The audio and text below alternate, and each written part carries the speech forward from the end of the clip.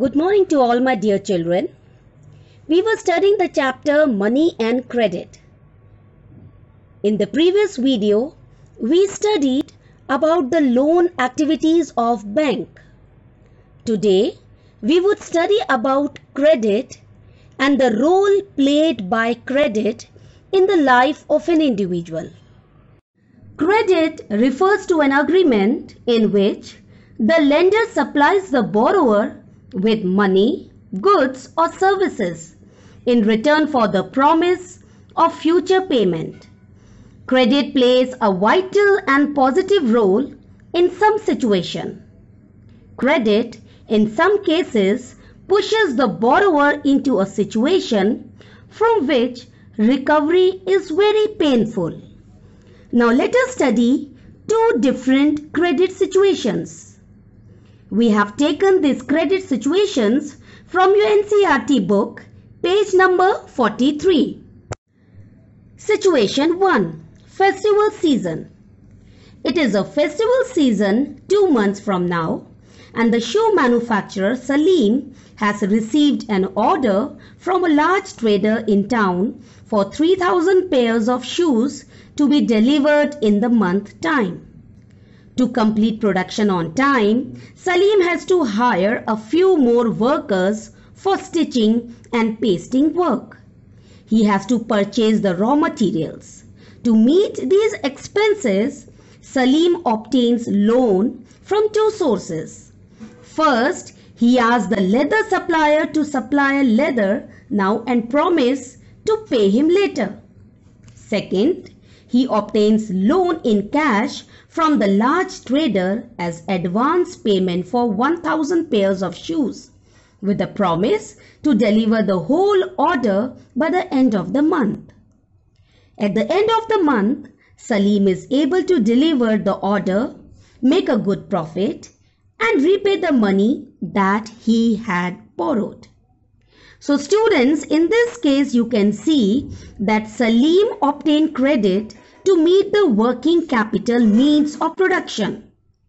The credit helps him to meet the ongoing expenses of production and complete production on time. Therefore, the person is better off than before. Now let us study about the second situation. In rural areas, the main demand for credit is for crop production. Crop production involves considerable cost on seeds, fertilizers, pesticides, water, electricity, etc. So here we will take an example of a small farmer, Swapna, who grows groundnut on her 3 acres of land. She takes a loan from the moneylender to meet the expenses of cultivation, hoping that her harvest would help repay the loan. Midway through the season, the crop is hit by pest and the crop fails. Though Swapna sprays her crop with expensive pesticide, it makes little difference. She is unable to repay the moneylender and the debt grows over the year into a large amount. Next year, Swapna takes a fresh loan for cultivation. It is a normal crop this year, but the earnings are not enough to cover the old loan.